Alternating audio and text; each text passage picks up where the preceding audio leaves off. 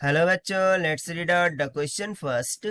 A Rowland ring has 10⁻³ turns per unit length. ठीक है, इस रिंग में 10⁻³ टर्न्स है पर यूनिट लेंथ में.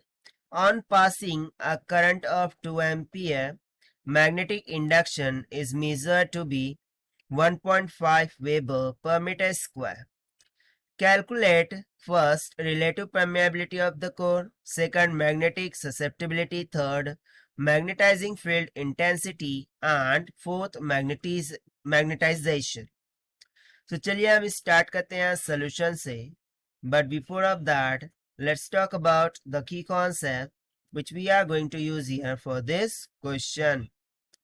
So basically we know that the magnetic induction due to solenoid, क्योंकि यहाँ पर ये रोलैंड रिंग जो है वो सोलेनोइड की तरह ही वर्क करेगा. So here we will say for solenoid जो मैग्नेटिक फील्ड होती है उसका फॉर्मूला हो जाता है B equals to mu naught into mu r into n into I. Mu naught क्या है? परमेबिलिटी ऑफ एयर है. म्यू आर रिलेटिव परमेबिलिटी है. N basically number of turns per unit length होता है और I current flowing through out the conductor. So देखिए given क्या क्या है. एन गिवन है 10⁻³ के इक्वल, करंट गिवन है 2 एम्पियर के equal. And now see this 1.5 weber per metre square. So ये एक्चुअल में गिवन क्या है? हमें बी की वैल्यू गिवन है, that is magnetic field 1.5 weber per metre square. ठीक है, सो सिंपली हमें फॉर्मूले का यूज करके वैल्यूज को कैलकुलेट करना है. तो चलिए हम स्टार्ट करते हैं फर्स्ट से, जिसमें हमें कैलकुलेट करना है रिलेटिव परमिएबिलिटी को.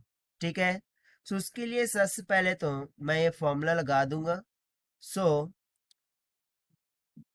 Bye using the concept B is equals to mu naught mu r in I हो जाएगा.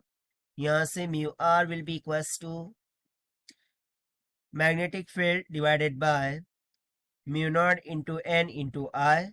This will be equals to B कितना गिवन है 1.5 डिवाइडेड बाय म्यू नॉट की वैल्यू होती है 4 pi into 10⁻⁷ multiply bye n given है 10⁻³ multiply by current given है 2 ampere. सो जब हम इसे सिंप्लीफाई करेंगे सो इसकी वैल्यू अप्रॉक्सीमेटली 596.8 के इक्वल आ जाएंगी. सो ये हो गया हमारा first part. Now let us calculate the second part of our question. Now हमें कैलकुलेट करना है मैग्नेटिक ससेप्टिबिलिटी, राइट. सो उसका फॉर्मूला क्या होता है? m is equals to mu r minus 1, जहां पर म्यू आर क्या है? Relative permeability. तो simply it will be 596.8 minus of 1 कितना आ जाएगा? 595.8 के इक्वल. सो ससेप्टिबिलिटी भी मिल गई. ठीक है, now remaining is magnetising field intensity, जिसको हम आई से ही डिनोट करते हैं. और मैग्नेटाइजेशन रह गया है. ठीक है, so basically magnetising field intensity बोल रहा है. सो फील्ड इंटेंसिटी होती है H. ठीक है, और मैग्नेटाइजेशन होता है I. तो चलिए हम इसे भी हम कैलकुलेट कर लेते हैं. सो यहाँ से हम बोलेंगे थर्ड. सो थर्ड पार्ट में हमें कैलकुलेट क्या करना है? मैग्नेटाइजिंग फील्ड इंटेंसिटी, जिसको हम डिनोट करते हैं सिंपली H से.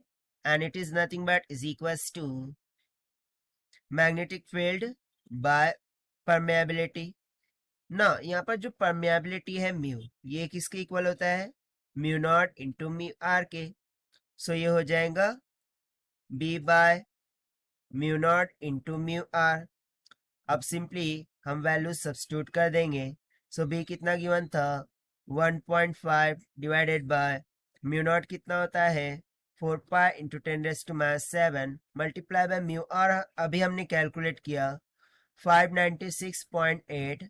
सो जब हम इसे डिवाइड कर देंगे सो ये आ जाएगा 2000 एम्पियर पर मीटर के इक्वल. ठीक है, सो यहाँ पर सिंपली हमें मैग्नेटाइजिंग फील्ड इंटेंसिटी भी मिल गई है.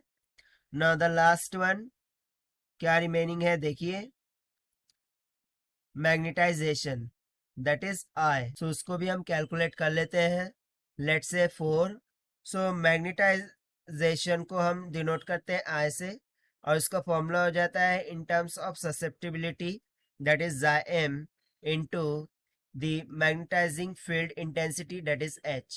So it will be nothing but equals to m कितना आया था 595.8 मल्टीप्लाई बाय h कितना आया है 2000 मल्टीप्लाई कर देंगे से मिल जाएगा 1.192 इंटू 10⁶ एम्पियर पर मीटर. ठीक है, यहाँ से देखिए हमें मैग्नेटाइजेशन भी मिल गया है. So this is what whole about this question which we have solved by using the simple concept of magnetic field of solenoid formula. So this is the required solution. I hope you understood it well. Best of luck. Thank you.